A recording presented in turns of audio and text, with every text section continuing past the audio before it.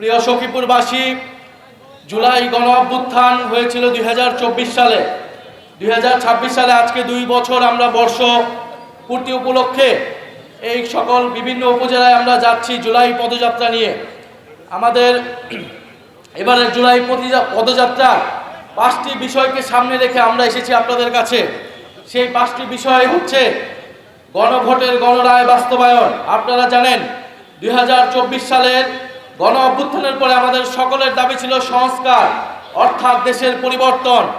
বিগত স্বৈরাচারী শেখ হাসিনা সরকার বাংলাদেশ থেকে কোটি কোটি টাকা বিদেশে পাচার করেছে, লুটপাট করেছে, বিরোধী রাজনৈতিক নেতা কর্মীদের গুম খুন করেছে এবং শাপলা গণহত্যা করেছে, পিলখানা হত্যাকাণ্ড ঘটিয়েছে এবং জুলাই মাসে সাধারণ ছাত্রদেরকে হত্যা করেছিল। সেটার বিচার আমরা চেয়েছিলাম।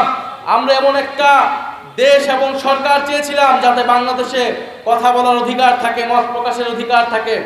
সে কারণে সংস্কারের দাবি এসেছিল এবং আপনারা দেখেছেন 32টি দল মিলে দীর্ঘ 6-7 মাস ধরে আলোচনা করে তারা জুলাই সনদ প্রণীত করেছিল এবং সেই জুলাই সনদের জন্যই পরবর্তীতে নির্বাচন হয়েছিল, গণভোট এবং সংসদ নির্বাচন একসাথে হয়েছিল।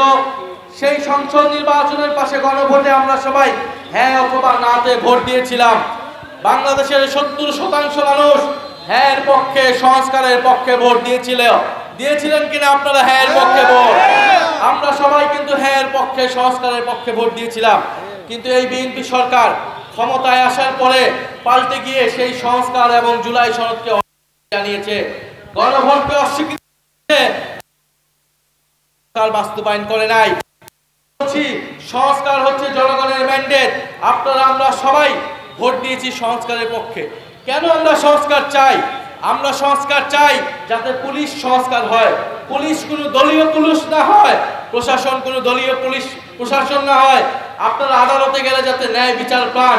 যদি জুলাই সনদ বাস্তবায়ন না হয় তাহলে চাঁদাবাজি, দুর্নীতি কোনো কিছুই বন্ধ হবে না, মাদক কারবারি বন্ধ হবে না, কারণ পুলিশ দলীয় পুলিশে পরিণত হবে, এদের কাউকে গ্রেফতার করতে পারবে না। আমরা দ্বিতীয় বিষয় বলেছি যে কর্মসংস্থান বৃদ্ধি করতে হবে।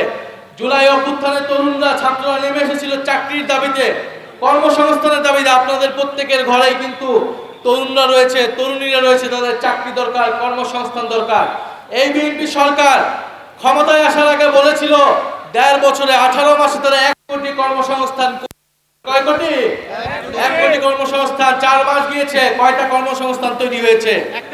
একটাও কর্মসংস্থান তৈরি হয় নাই। যে বাজেট দিয়েছে সেই বাজেটে কোনো কর্মসংস্থানের রূপরেখা পর্যন্ত নাই। এরপরে আমরা বলেছি বিদ্যুৎ বিভ্রাট, বিদ্যুৎ সংকট নিরসন করতে হবে। শেখ হাসিনা সরকার কোটি কোটি টাকা লুটপাট করেছে বিদ্যুতের নামে, দুর্নীতি করে। এবং আপনারা জানেন যে সারা দেশে এখন লোডশেডিং হচ্ছে, 7 ঘন্টা 8 ঘন্টা করে লোডশেডিং হচ্ছে, কারেন্ট থাকতেছে না। সখীপুরে কি কারেন্ট থাকে? লোডশেডিং হয় কি না? যদি লোডশেডিং হয় তাহলে এই বাজারগুলো কিভাবে চলবে? যদি লোডশেডিং হয় শিল্প কারখানা কিভাবে চলবে? যদি লোডশেডিং হয় তাহলে কৃষিতে সেচ ব্যবস্থা কিভাবে হবে? যদি লোডশেডিং হয়, যদি বিদ্যুৎ সংকট নিরসন না হয় তাহলে কোনোভাবেই দেশের অর্থনীতি নিরসন করা সম্ভব নয়। ফলে আমরা দাবি জানাচ্ছি দ্রুত সময়ের মধ্যেই বিদ্যুৎ সংকট নিরসন করতে হবে, অবৈধ চুক্তি বাতিল করতে হবে এবং দুর্নীতি, লুটপাট বন্ধ করতে হবে। আমরা আরো দাবি জানিয়েছি যে দ্রব্যমূল্যের ঊর্ধ্বগতি নিয়ন্ত্রণ করতে হবে। নিত্য প্রয়োজনীয় চাল, ডাল, তেল, গ্যাস, চিনি এই সব কিছুর দাম কমাতে হবে।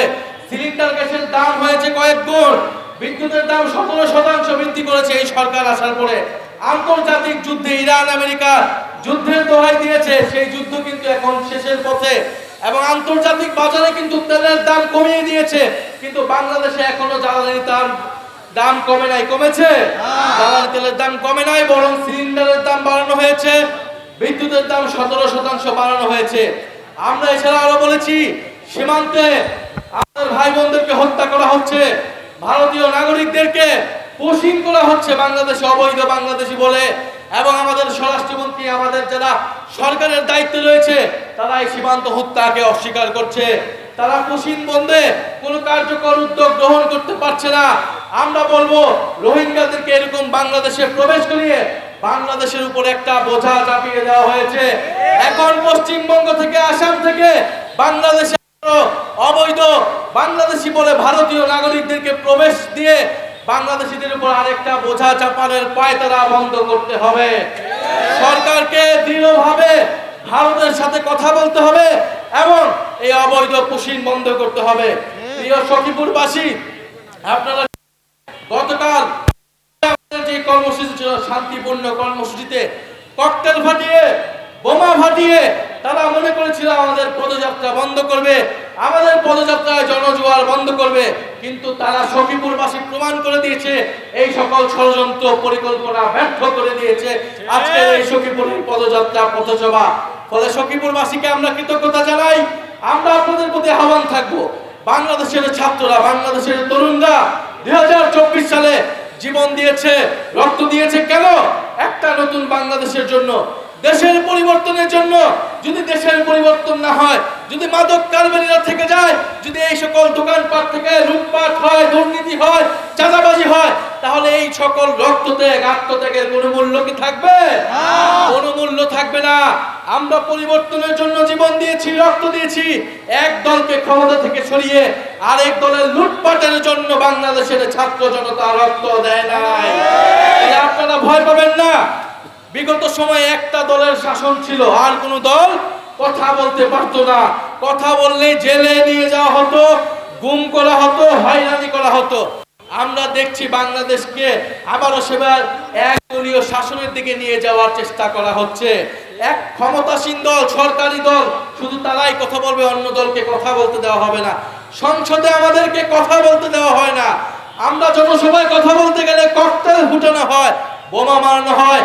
এই একদলীয় শাসন যদি আবার শুরু করার কথা কেউ ভাবে, আওয়ামী লীগের পরিণতির কথা আপনারা ভাববেন। আওয়ামী লীগ 16 বছর একদলীয় শাসন করে দিল্লিতে হেলিকপ্টার নিয়ে পালাতে হয়েছিল।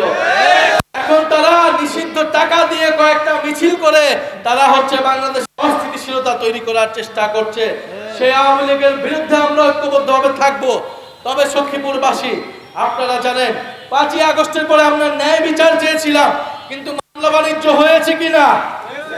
এই সখীপুর শহর, টাঙ্গাইল সহ সারা বাংলাদেশে সাধারণ মানুষের বিরুদ্ধে, ব্যবসায়ীদের বিরুদ্ধে শত শত মানুষকে, 200-300 মানুষকে মামলায় দিয়ে মামলা বাণিজ্য করা হয়েছে। কারা করেছে আপনারা জানেন।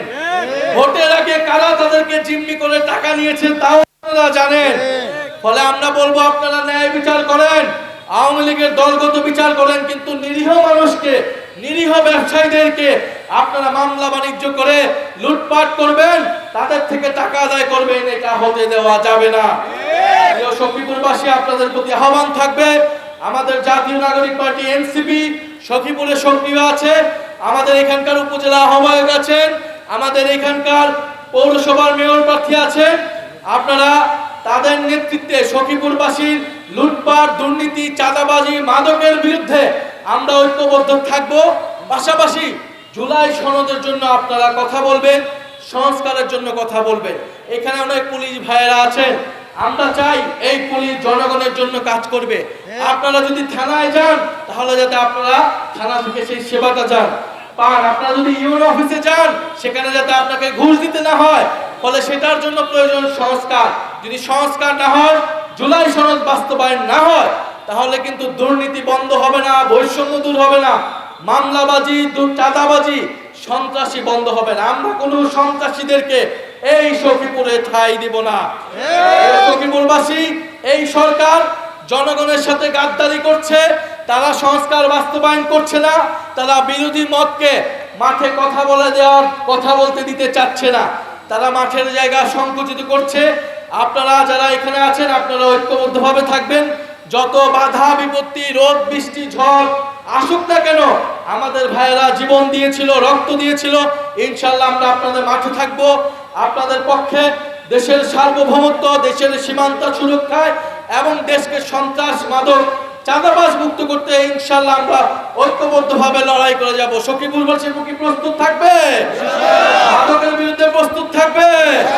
চাঁদাবাজির বিরুদ্ধে প্রস্তুত থাকবে? আমরা কি কাউকে ভয় পাবো?